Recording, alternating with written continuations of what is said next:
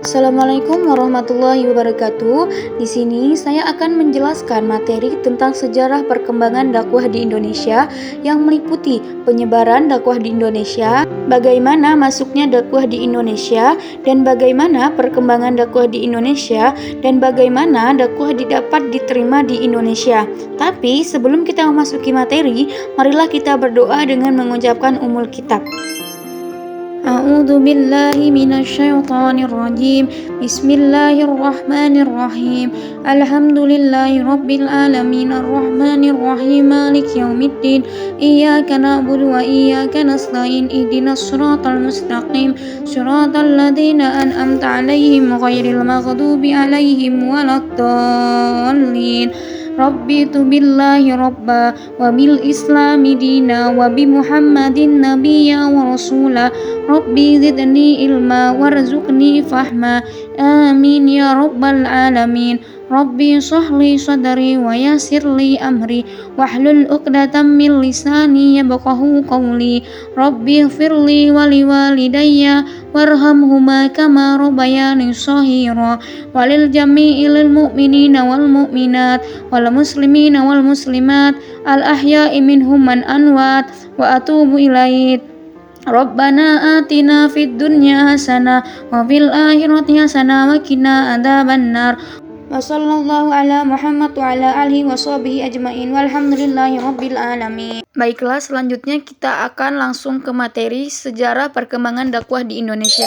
Sejarah masa awal kedatangan Islam hingga di era digital saat ini, perkembangan dakwah di Indonesia telah berlangsung secara bertahap melalui berbagai prodi sejarah yang membentuk wajah keislaman Nusantara. Awalnya, dakwah masuk secara damai melalui jalur perdagangan pada abad ke-7 hingga ke-13, dibawa oleh para saudagar muslim dari Arab, Gujarat, dan Persia.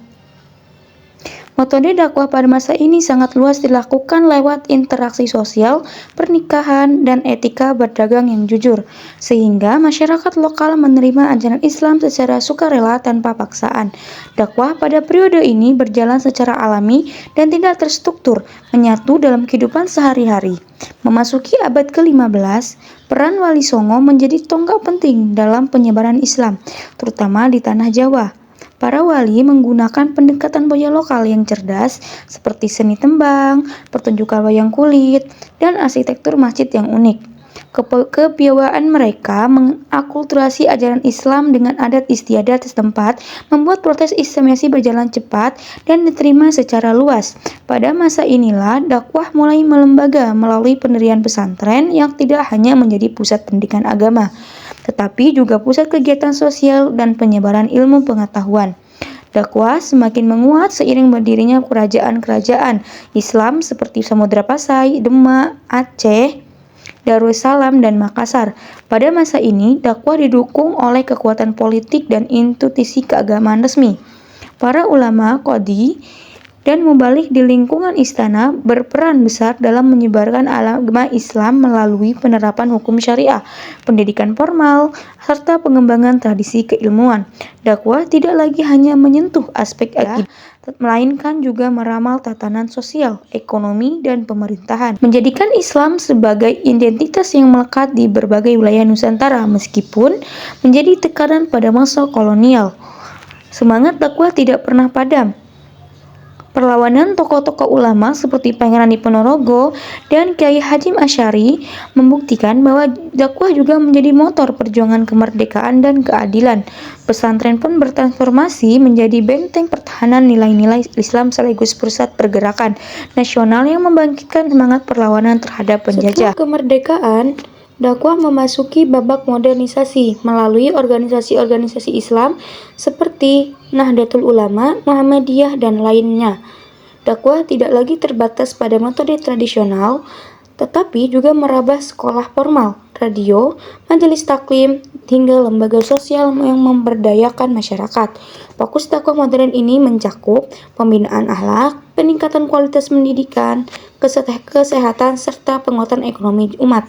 Di era digital sekarang, dakwah terus beradaptasi dengan memanfaatkan media sosial, podcast, YouTube, dan berbagai platform online lainnya.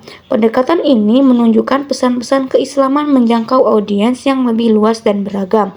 Dengan cepat, namun tantangan baru pun muncul, di mana literasi digital menjadi krusial agar masyarakat dapat memilah informasi yang benar dan terhindar dari paham ekstremisme. Perkembangan ini menunjukkan bahwa dakwah di Indonesia senantiasa dinamis, mampu mengikuti zaman tanpa meninggalkan esensi ajaran Islam yang damai, moderat, dan menjunjung tinggi Cukup sekian materi dari saya, semoga bermanfaat. Saya akhiri, wassalamualaikum warahmatullahi wabarakatuh.